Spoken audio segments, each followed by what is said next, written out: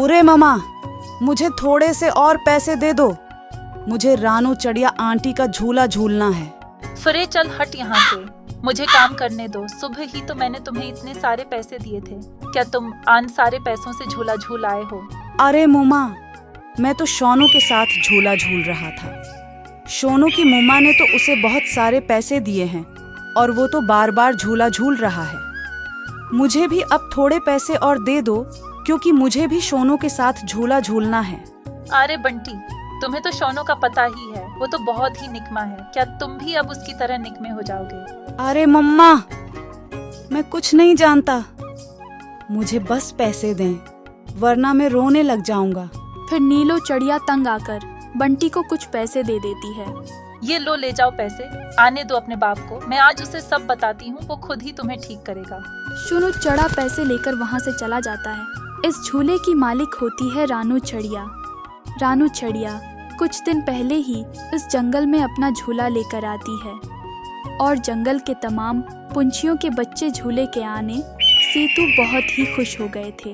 अरे रानू आंटी, अब उसके बाद मेरी बारी होगी। मैं अब किसी और को अपनी बारी नहीं लेने दूंगा। अरे नहीं, मैं तुमसे पहले आया था, इसलिए मेरी बारी पहले आएगी। तुम हटो यहाँ से। अरे हाँ बच्चू, आराम से मैं तुम सबको एक एक करके झूला झुला दूंगी। उस जंगल में आने से रानू चढ़िया का कारोबार भी काफी अच्छा चल रहा था। कालू कौवा, जो इस जंगल का काहिल और सस्त पंगुशी मशहूर था, एक दिन वो दरख्त पर बैठा ये सब कुछ देख रहा होता है। अरे वाह भाई वाह, इस चिड़िया ने तो काफी अच्छा कारोबार शुरू कर लिया है। ये तो रोजाना बहुत सारे पैसे कमा लेती होगी। ये चिड़िया तो बहुत ही ज्यादा शातिर निकली। लेकिन एक बात है, मैंने उस चिड़िया को इस जंगल में पहले कभी नहीं देखा। मुझे लगता है ये किसी और जंगल से यहाँ पर आ गई है। अरे ओ चिड़िया, तुम्हारी हिम्मत कैसे हुई मेरे जंगल में आके अपना कारोबार शुरू करने की? अब तुम देखो मैं तुम्हारे साथ क्या करता हूँ। फिर दूसरे ही दिन कालो कौवा रानू चढ़िया के झूले के साथ ही एक दूसरा झूला लगा लेता है।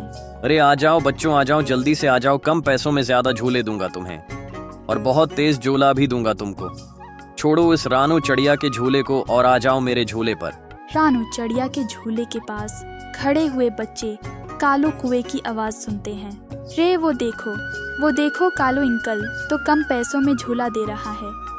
चलो हम कालो अंकल के पास चलते हैं, हमारे पैसिया भी कम लगेंगे और झूले भी ज्यादा मिलेंगे। अरे हाँ आ जाओ, मैं तो वहीं पर जा रहा हूँ। अगर तुम्हें आना है तो तुम भी मेरे साथ आ जाओ।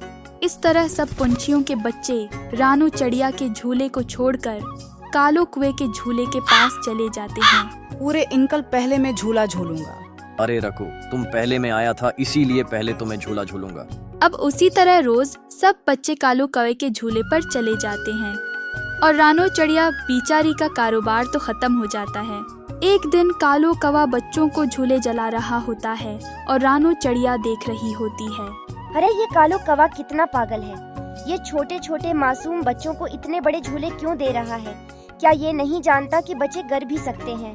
मैं जाकर उसका कालो कुएं को समझाती हूँ। नीलो चढ़िया कालो कुएं के पास चली जाती है। अरे कालो कुएं, ये तुम्हें क्या हो गया है? तुम इतने छोटे बच्चों को इतने बड़े बड़े झूले क्यों दे रहे हो? अगर ये नीचे जमीन पर गिर गए तो ये बेचारे तो मर जाएंगे। अरे जाओ रानू चढ़िया, अब बच्चे तुम्हारे पास नहीं उठते तो तुम मेरा कारोबार खराब करने के लिए आ गई। अरे अब जाओ यहाँ से और मुझे अपना काम करने दो। नीलो चढ़िया वहाँ से चली जाती है और आगे जाकर एक दरख्त पर बैठ जाती है। अरे ये कालो कौवा तो इन मासूम बच्चों का नुकसान कर देगा। मैं अभी जाकर इन पनकिशों से बात करती हूँ और इनसे कहती हूँ कि वो अपने बच्चों को कालो कुएं के पास झूला झूलने के लिए न भेजें। इतना कहकर रानू चढ़िया गोरी कवि के पास चले जाती है।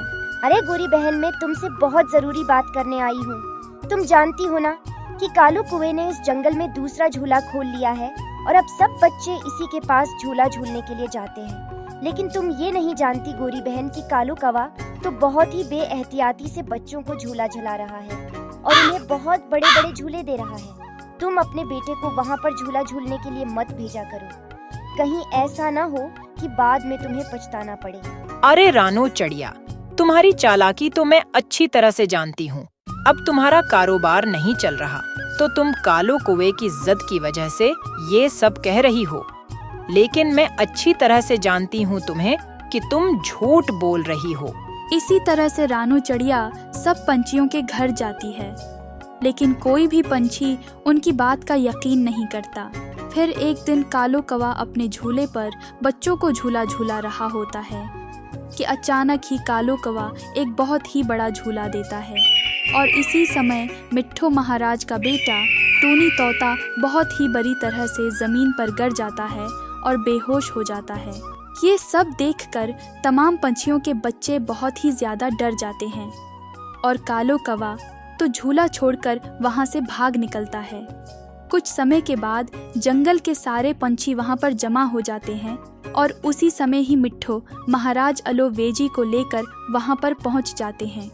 इरे हट जाओ सब यहाँ से, मुझे जल्दी से बच्चे को देखने दो।